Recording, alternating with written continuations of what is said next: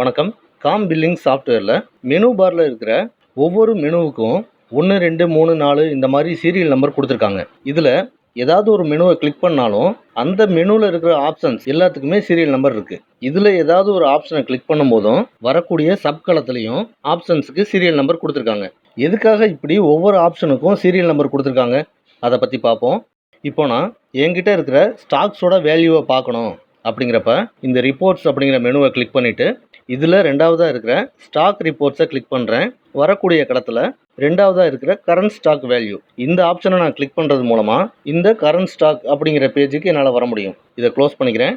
இப்போது இதே current stock பேஜை இந்த சீரியல் நம்பர்ஸை யூஸ் பண்ணி எப்படி எளிமையாக எடுக்கலாங்கிறத பார்க்கலாம். உங்கள் கீபோர்டில் இருக்க F10 இந்த கீயை ப்ரெஸ் பண்ணுங்கள். மெனு பாரில் இருக்கிற இந்த ஃபைல் அப்படிங்கிற மெனு செலக்ட் ஆகிருக்கும்.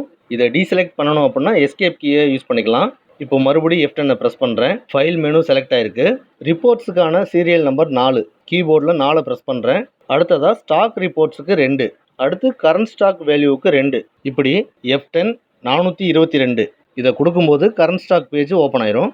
இந்த F10 ஆப்ஷனை நம்ம எந்த பேஜில் இருந்தும் யூஸ் பண்ணிக்க முடியும். மறுபடியும் F10 ரிப்போர்ட்ஸுக்கு 4, சேல்ஸ் ரிப்போர்ட்டுக்கு 7, இதில் டே வைஸ் ரிப்போர்ட்டுக்கு 2 இப்படி கொடுத்து டேட் வைஸ் சேல்ஸ் ரிப்போர்ட்டை ஓப்பன் பண்ணிக்கலாம்.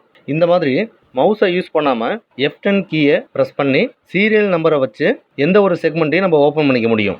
காம் பில்லிங் சாஃப்ட்வேரில் இந்த மாதிரி நிறைய ஷார்ட்கட் ஆப்ஷன்ஸ் இருக்குது. அதை பற்றி அடுத்தடுத்த வீடியோவில் அப்டேட் பண்ணுறேன்.